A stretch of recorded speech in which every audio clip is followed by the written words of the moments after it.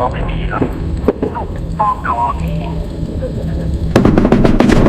want to begin with the smell. I know that sounds wrong. I know that in a log entry meant to document findings of potential civilization-ending significance, beginning with a sensory detail, seems like the wrong priority. But the smell is important. Because it is the first thing that told me I was somewhere I was never supposed to be. It is not a bad smell. That is what makes it wrong. After 14 months aboard a vessel where every surface has the particular odor of recycled air and cold metal, and the slow chemical breakdown of systems running past their rated lifespan, after 14 months of a ship that smells like a machine dying, the smell coming from behind the door at the end of Subcorridor 19 is something I do not have an accurate word for. It smells like rain on warm stone. It smells like the air before a thunderstorm, when the pressure is dropping and the sky is making decisions.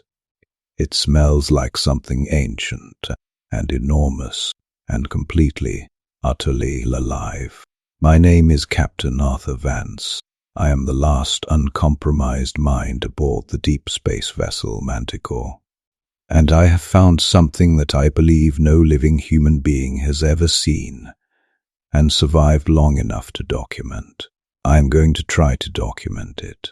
The door at the end of Subcorridor 19 has been sealed since before I came aboard.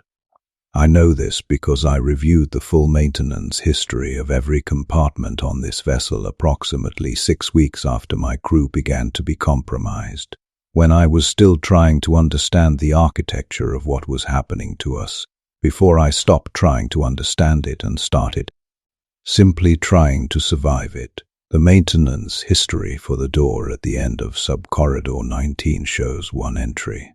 A single entry, dated 11 years before the Manticore was commissioned, not before this voyage. Before the vessel was built. The entry reads, Compartment 00 sealed. Per Directive Omega 9, access requires dual authorization at flag officer level or above. Contents, classified above, top secret, special access required, biological hazard designation, SERAPH. I have spent the last 3 days trying to find Directive Omega 9 in the ship's archive. It does not exist in any accessible layer. I found fragments of it, references to it, in documents that were themselves classified, echoes of its language, in the genetic protocols I described in my previous log, and from those fragments I have been able to construct something like a picture. Directive Omega 9 is not a military directive. It is not a government directive. It predates every institution that currently claims authority over deep space operations by approximately 4,000 years. The language in the fragments is not the language of bureaucracy. It is the language of something much older, something that knew, 4,000 years ago, that a vessel called the Manticore would one day need to carry what is behind that door, and it made arrangements. I opened the door 6 hours ago. The lock mechanism is a standard dual-key magnetic system, standard, as if whoever installed it wanted it to be accessible, as if they wanted someone, eventually, to walk through. I'm palating. I used the override codes I extracted from the navigation call 2 weeks ago, the same codes that gave me access to the root programming, to the harvest documentation, to everything I have described in previous logs. The lock accepted the codes immediately. No hesitation, no alarm, no secondary verification. The door opened, as if it had been waiting. The smell hit me before the lights adjusted. That warm stone and pre-storm electricity smell, flowing out of the darkness beyond the threshold, like something breathing, like a room exhaling. I stood in the doorway for what I believe was approximately 4 minutes before I was able to make myself step through. I want to be honest about that.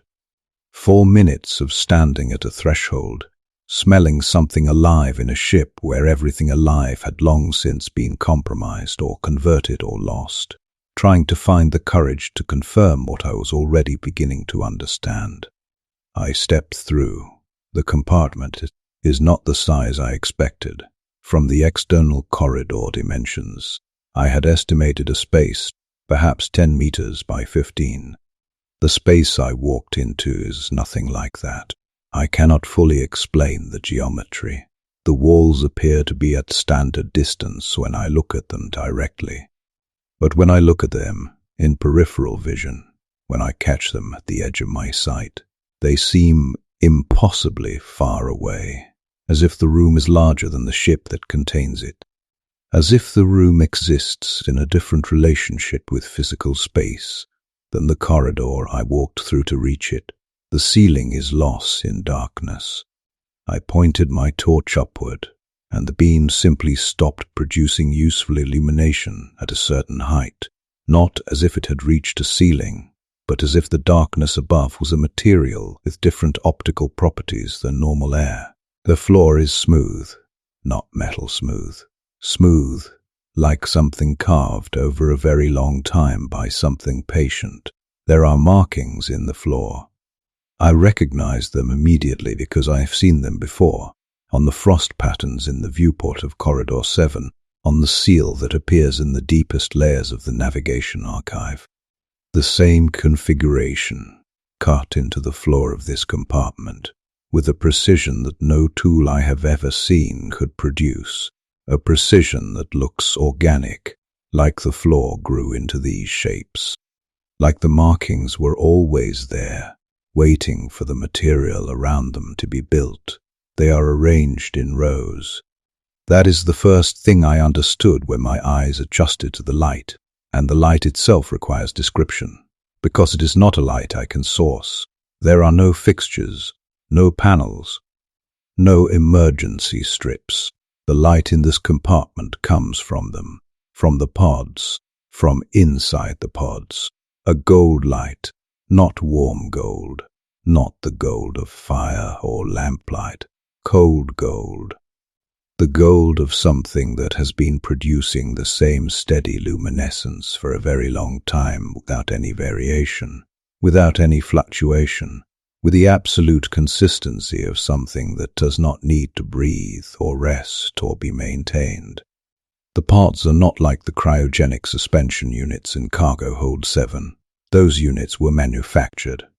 You can see the assembly, the welds, the panel seams, the warning labels in 3 languages, the standardized connection ports.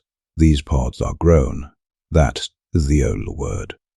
They are grown from a material that I cannot identify, something that has the surface texture of very old bone and the translucency of deep ice, something that catches the light it produces and bends it in ways that make the interior of each pod visible from certain angles and completely opaque from others. And inside each pod, I am going to take a breath. Inside each pod is a figure, a human figure, almost. I want to be medically precise about what I observed, because precision is the only thing I have to offer here, and I know that what I am about to describe will be difficult to receive. The figures in the pods are humanoid, bipedal, bilateral symmetry, recognizable arrangement of limbs and features, but the scale is wrong. The shortest figure I have been able to observe clearly is approximately 3.5 meters tall. The largest pod toward what I believe is the back of the compartment, though the geometry makes distance unreliable. The largest figure is a scale I cannot accurately estimate because my brain keeps refusing the measurement. Enormous. The word enormous does not contain enough weight. Their faces are human. That is the worst part, and the most important part, and the thing I keep returning to, because it changes everything I thought I understood about what the word human means. Their faces are human, not approximately. not metaphorically. The bone structure, the proportions, the arrangement of features. If you saw one of these faces on a body of normal human scale, on a street, in a crowd, you would not look twice. You would recognize them as a person. You would nod, or step aside, or make the 1,000 unconscious social accommodations that humans make for other humans, without thinking about them. But the scale, and the other differences that I am now going to describe because they are documented in the archive, and they are the key to understanding what I am looking at. Their bone structure is denser than human. I can see this because the cold gold light from inside the pods is sufficient to make the body semi-transparent, in the way that very strong light makes a hand semi-transparent. You can see the architecture inside. The skeleton, I can see through the pod material, is not a human skeleton that has simply grown to unusual size.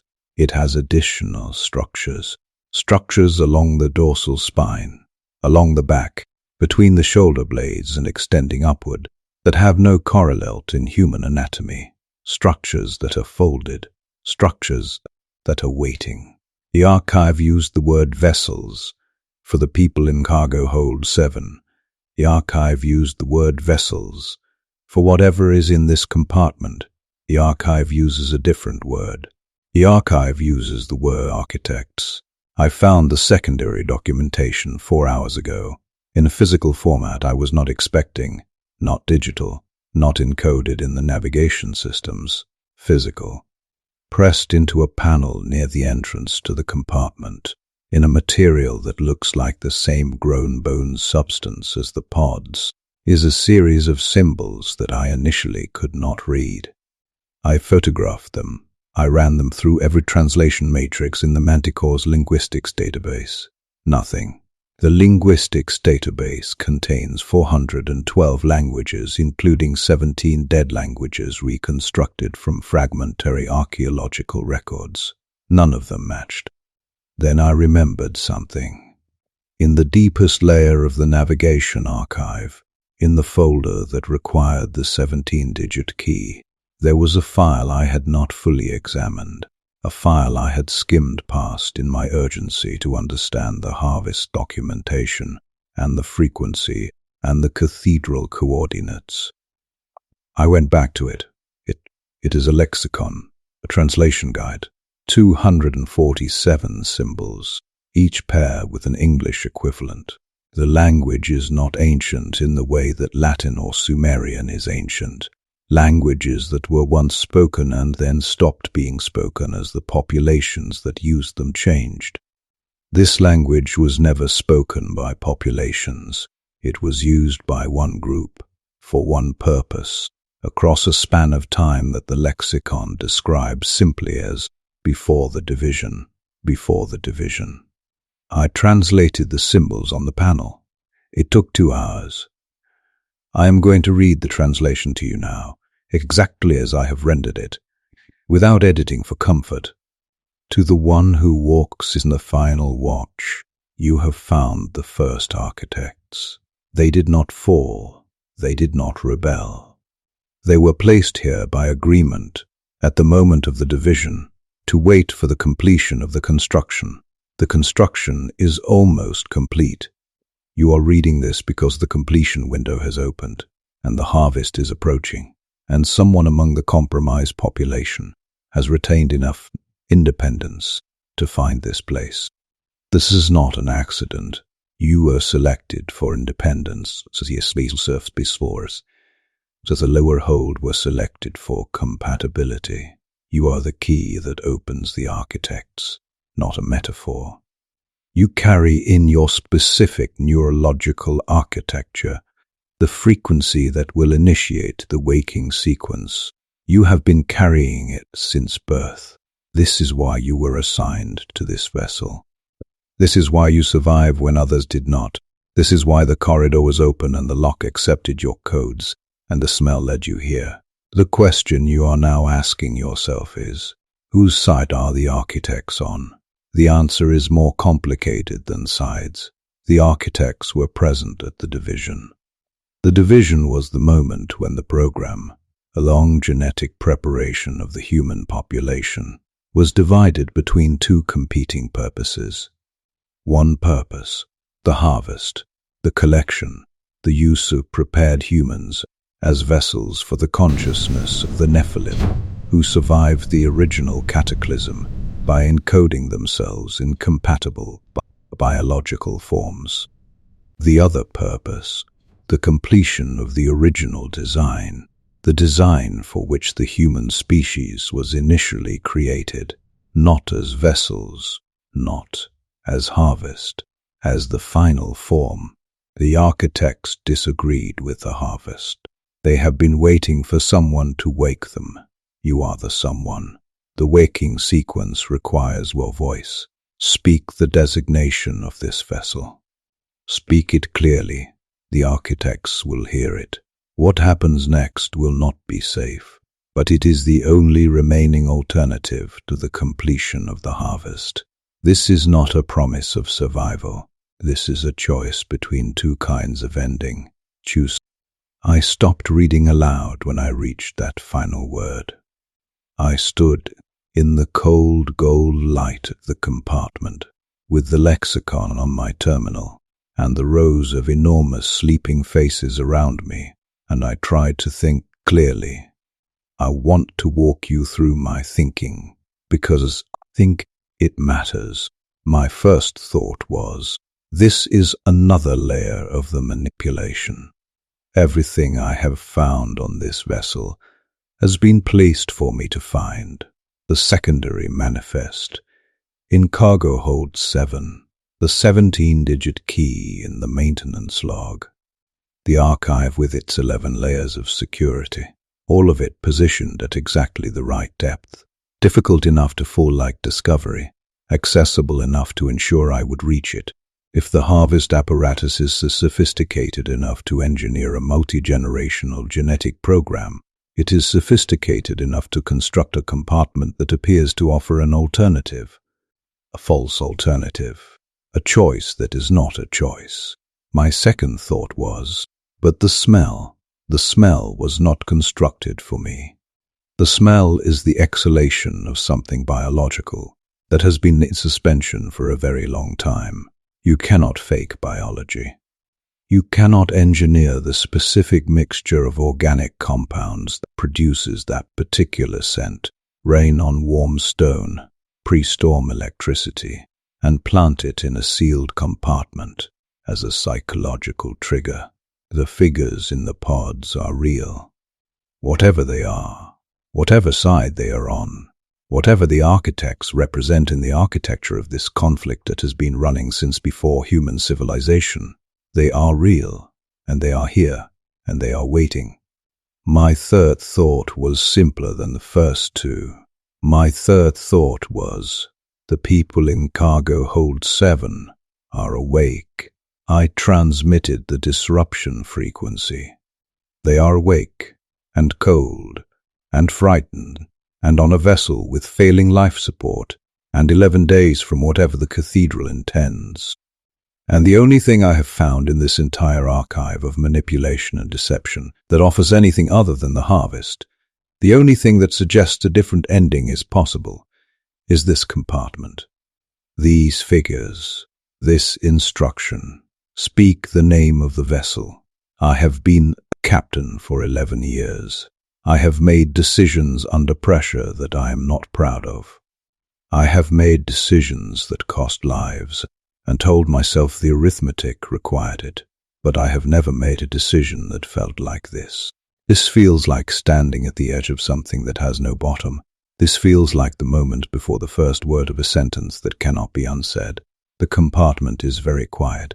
The figures do not move. The cold gold light does not flicker.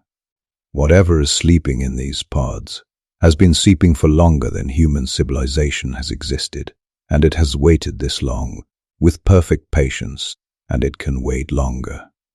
But the people in cargo hold 7 cannot. The cathedral is at bearing 274. The harvest window is counting down.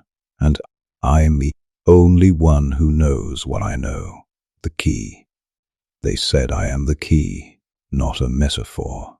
My voice, my specific neurological architecture, the frequency I have been carrying since birth without knowing it.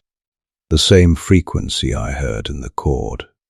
The chord made of millions of previous voices, and recognized on some level beneath conscious thought as something that almost felt like home. Not because it was offering me comfort, because it was mine, because it was the frequency of what I am. And what I am, what I have apparently always been, is the specific type of human mind that the architects designed this waiting for. I do not know if that makes me special. I think it makes me responsible. I am going to speak the name of this vessel. I want to say some things first, not because I think I will not survive what comes next. I genuinely do not know whether I will survive what comes next, and I have made my peace with that uncertainty in the only way available to me, which is to document everything I know so that it exists outside my survival. I want to say I understand now why the people in Cargo Hold 7 looked peaceful, not because the peace was real, but because I understand the desire for it. 14 months of cold and silence, and the slow dismantling of every assumption I had about the nature of reality. 14 months of being the last person who knows produces a hunger for certainty that I recognize as the specific vulnerability the program was designed to exploit. The promise of belonging to something larger, the promise of being chosen, the promise that the music you have been hearing all your life from somewhere you cannot identify is finally, at last, explained. I heard that music. I recognize what it was trying to do. And I am choosing something different, not because I am certain it is right, but because it is a choice, because choosing is the thing that the harvest cannot accommodate. The vessels in the lower hold did not choose. The previous harvests did not choose. The entire program is built on the premise that the selected will not know they are selected until it is too late to choose otherwise. I know. I am choosing. The Manticore. That is the name of this vessel. The deep space vessel Manticore. I am Captain Arthur Vance. I am speaking clearly. I am standing in compartment 00, subcorridor 19, in the cold gold light of something that has been waiting longer than I can comprehend, and I am saying the name. I am saying it so that whatever intelligence is sleeping in these pods can hear it in the frequency I apparently carry, in whatever it is that I am that makes me the key. The Manticore, the deep space vessel Manticore. I do not know what happens next. I do not know what the architects are. I do not know whether waking them saves the people in Cargo Hold 7, or dooms them in a different way. I do not know whether the alternative they represent is genuinely different from the harvest, or simply a different architecture of the same ending. But I know this: the cold gold light is changing. The light is getting brighter. The figures in the nearest pod, the smallest figure, 3.5 meters of sleeping architecture, face like a human being dreamed by something that had only heard humans described. The figure is moving. Not quickly, slowly, with the enormous patience of something that has been still for a very long time, and is now remembering what movement is. The eyes are opening. I am going to keep recording. Whatever I see next, I am going to describe it. Because the only weapon I had ever had, the only thing that has kept me functional through 14 months of a reality that wanted me to stop asking questions, is documentation. The truth, spoken clearly into a recorder, transmitted in the direction of people who might one day need to know it. The eyes are open. They are looking at me. They are the same eyes I would recognize on a street, in a crowd, on a human face of normal scale, but they are seeing me in a way that no human face has ever seen me. As if they already know everything I have documented, as if they have been listening to every log entry, as if the waiting was not passive, as if the waiting was watching. Captain's log. Entry 22. Still recording. The architects are awake. I do not know how long I stood there.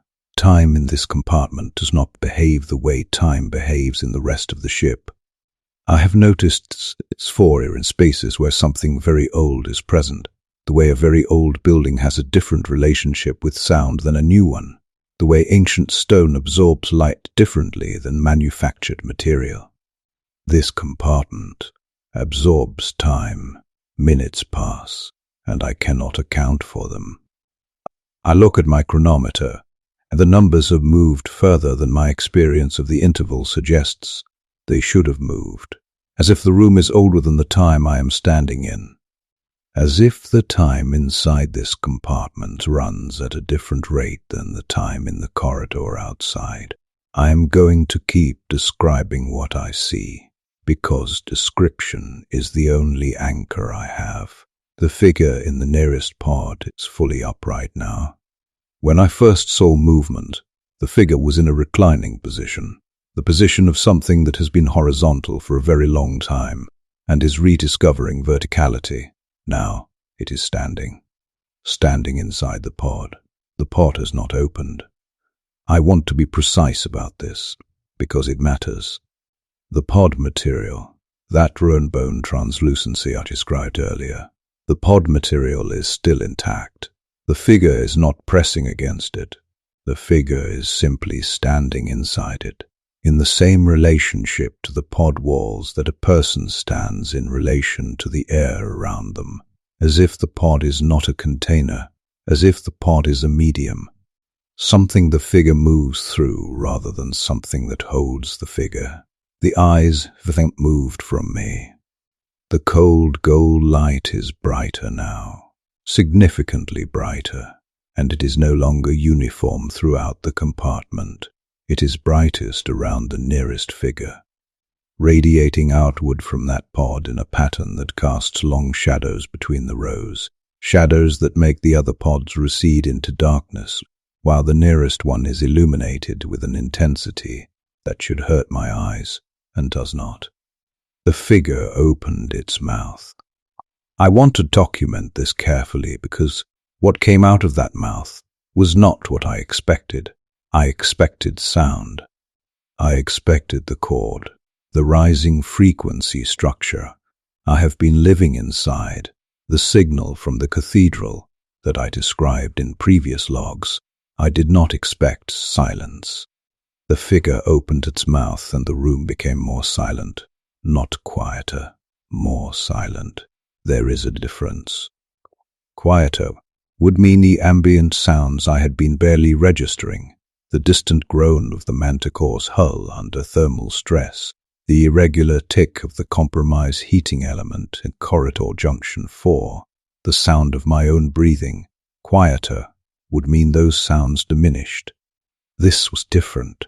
Those sounds stopped, not diminished, stopped, as if someone had reached into the acoustic fabric of the space and removed certain threads, the specific threads that carried those particular sounds, leaving everything else intact. My footsteps, when I shifted my weight, still made sound. My voice, when I instinctively said the word hello, in a register I am not proud of, the register of a person who is more frightened than they have admitted to themselves, my voice still made sound. But the ship was gone.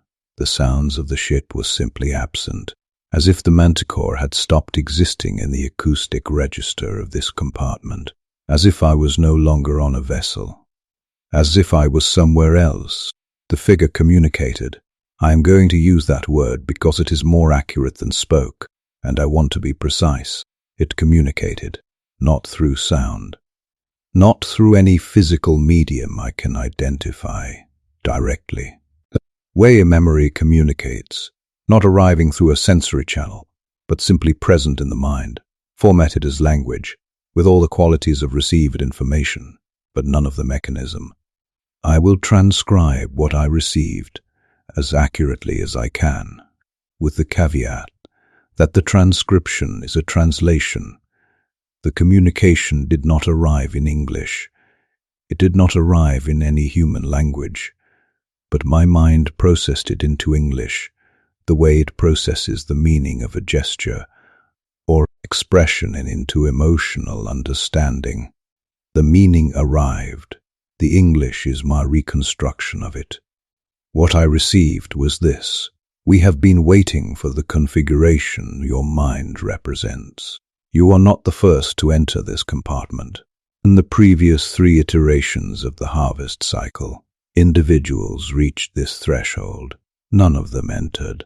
The door opened for them as it opened for you. The smell reached them as it reached you, but they turned back. We do not judge this. Turning back was the correct choice for minds constructed differently from yours. The configuration you carry, the specific pattern of resistance, documentation, and continued function under sustained psychological pressure. This configuration is what the waking sequence requires. Not courage, not heroism, not particular moral framework or belief system. The pattern, the specific neurological signature of a mind that continues to ask questions after the answers have become intolerable. You have been doing this for 14 months. We have been listening. Every log entry, every decision, every moment in the corridors, when you chose to keep walking instead of stopping. We were not watching you the way a surveillance system watches. We were listening the way a tuning fork listens, waiting for a frequency that matches its own. You match. I received a pause in the communication at this point. A pause with the quality of a breath, not literal, because the figure was not breathing in any way I could observe, but a structural pause, the way a speaker pauses before saying something that changes the weight of everything that came before it. And then this. The harvest is not what the documents you found describe it to be. We want you to understand this before we tell you what it actually is, because the gap between what the documents say and what is true is the most important piece of information on this vessel.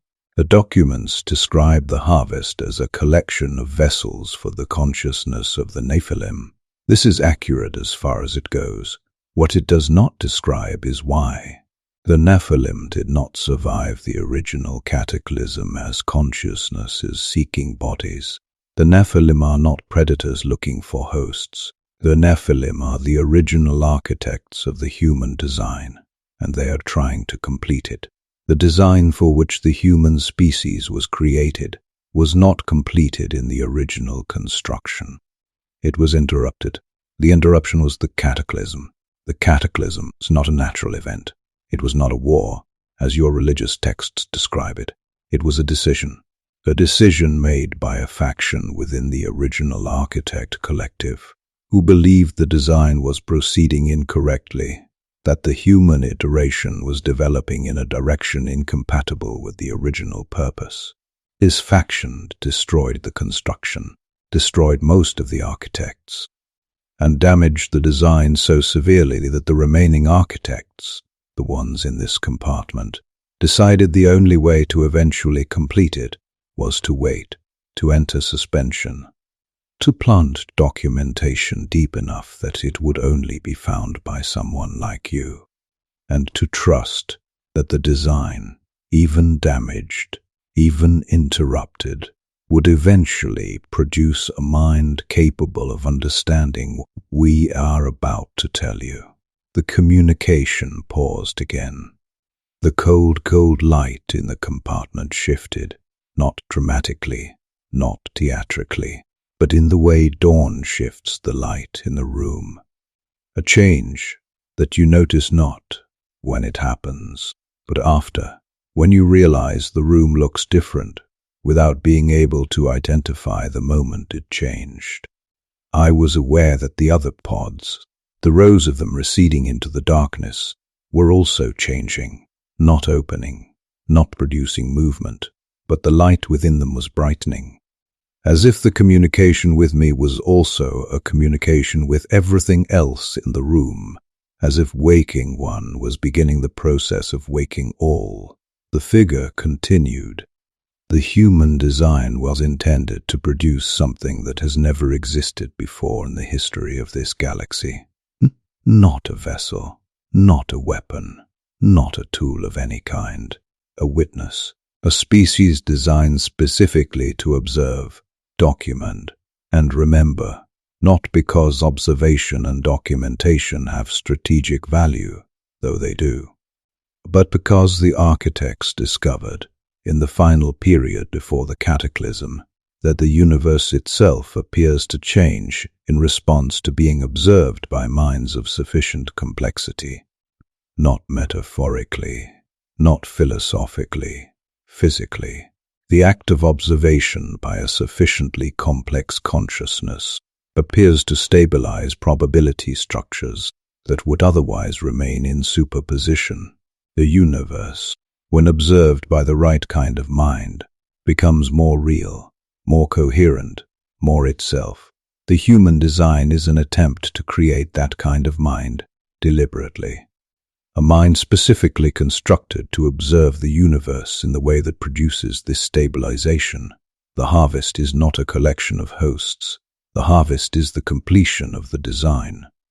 The consciousness of the surviving Nephilim, encoded in the compatible human minds in Cargo Hold 7, yes, but not to use those minds as vehicles, to complete them, to give the damaged design the final component it has been waiting for, the component that was destroyed in the cataclysm before it could be integrated.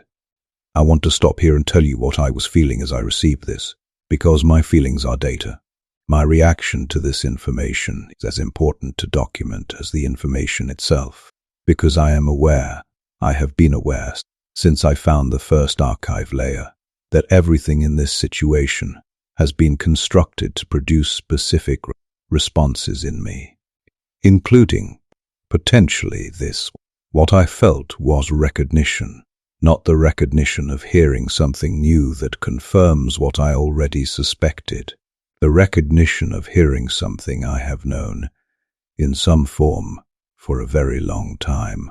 The recognition you feel when someone finally names something you have been experiencing without vocabulary. The documentation, the logs, 14 months of speaking into a recorder in an empty ship, describing everything I found, everything I experienced, every choice I made, and why I made it. I did this because something in me required it. Not because I expected rescue, not because I believed anyone was listening, because the act of documentation felt like the most important thing I could do, more important than survival, more important than escape, as if observing and recording and transmitting was not a response to the situation, but the purpose of it. As if the situation had been constructed to produce exactly that behavior from exactly that kind of mind, which, I now understand, it had. The figure communicated again. The one you call the shadow government does not understand what they are completing. They understand the mechanism of the harvest. They do not understand what the mechanism produces. They believe they are facilitating a transfer of power, the consciousness of ancient beings into compatible human bodies, producing a hybrid population that will be more easily controlled by the entities that have been directing the shadow government from above. They are incorrect. The entities directing the shadow government are not the surviving Nephilim. They are the faction that destroyed the original construction, the faction that has been trying, for the entire span of human history, to prevent the design from being completed. Because a completed human mind, a mind that can observe the universe in the way that makes it more real, is not a controllable thing. Mind that stabilizes probability by observing it is a mind that can also destabilize probability by observing it differently. A mind that makes the universe more coherent can also make specific structures within the universe less coherent, including the structures of control, including the architecture of manipulation that has been running this program in the wrong direction for 3,000 years. The faction wants the harvest to happen, because the harvest, as the faction has redirected it, does not complete the design. It corrupts it. It takes compatible human minds and fills them with consciousness that has been filtered through 3,000 years of the faction's influence, not the original Nephilim consciousness, a copy, a corrupted copy. And a species of humans completed with corrupted consciousness is a species that will spend the rest of its existence stabilizing the wrong things, making the faction's structures more real, more coherent, more permanent. You are standing in the only compartment on this vessel that contains the uncorrupted consciousness, the originals, the surviving architects who entered suspension before the faction could reach them, with the original design intact, waiting for a mind that could wake them and receive what they carried. What we are asking you to do is not complicated. It requires only that you let us complete the process that your voice has already begun. The waking sequence is not just an awakening. It is a transfer, not of consciousness into bodies, of the final component of the design, into the minds that are already carrying everything else. The people and cargo hold 7. The vessels, as the documents call them, they were selected because they already carry most of the design. They are almost complete. What they are missing is what we have been holding in suspension for longer than human civilization has existed, the observer component. The specific neurological capacity that allows a human mind to observe the universe in the way that changes it. The capacity that was destroyed in the cataclysm before it could be integrated into the design. We have it. We can give it to them, but we cannot do it without a key, without a mind that already carries the observer component in its natural, undamaged form. Without the specific neurological signature of a consciousness that has spent 14 months documenting everything it witnessed, in complete isolation, under conditions specifically designed to destroy that capacity, and retained it. You are not just the key that opens this compartment. You are the key that opens the transfer, your documentation, your logs. Every word you have spoken into that recorder is the proof that the capacity survived, and the proof is the activation. The light in the compartment is very bright now. All the pods are lit. All the figures are standing, hundreds of them, in rows that receive further than the architecture of this ship should allow. All standing, all oriented in the same direction, toward me. The silence where the ship's sounds used to be is absolute. My recorder is still running. I can hear my own breathing in the playback tone, the small sound of it in the silence, and it sounds very human and very small and very present. I want to say something before I tell you what I'm going to do. I want to say that I do not know if any of this is true. I have been given a more sophisticated and more beautiful story than the one in the harvest documents, a story in which I am not just a witness, but a necessary mechanism. Story in which my 14 months of documentation were not just survival behavior, but the precise activity required to produce the key. That story is either true, or it is the most elaborately constructed manipulation I have encountered in a situation that has been from the beginning composed entirely of elaborately constructed manipulations. I cannot tell the difference. I have been in this compartment for what my chronometer tells me is 4 hours, in a silence where the ship does not exist, receiving communication from something that has been waiting longer than human history. My ability to distinguish true from constructed has been under sustained pressure for 14 months. I am not confident it is fully intact, but I am going to tell you what I have decided and why. I have decided that the distinction does not change my action, because the alternative, refusing the transfer, returning to the corridor, returning to a ship with failing life support, and people waking up in cargo hold 7 and a cathedral 37,000 kilometers away on a countdown, that alternative is not a neutral position. That alternative is allowing the harvest to proceed, and the harvest, even in the corrupted form the faction has redirected it toward, is not something I am willing to facilitate by inaction. I am not choosing this because I believe the architects. I am choosing it because it is the only action available to me that is not surrender, the only choice that is genuinely a choice. And whatever I am, whatever the design intended me to be, whatever capacity I carry that I never knew I carried, I am still a person who chooses. That is the one thing that has not been taken from me. That is the one thing I will not give away.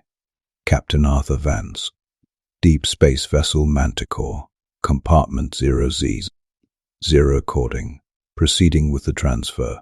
For the record, the light is extraordinary. I did not expect it to be beautiful.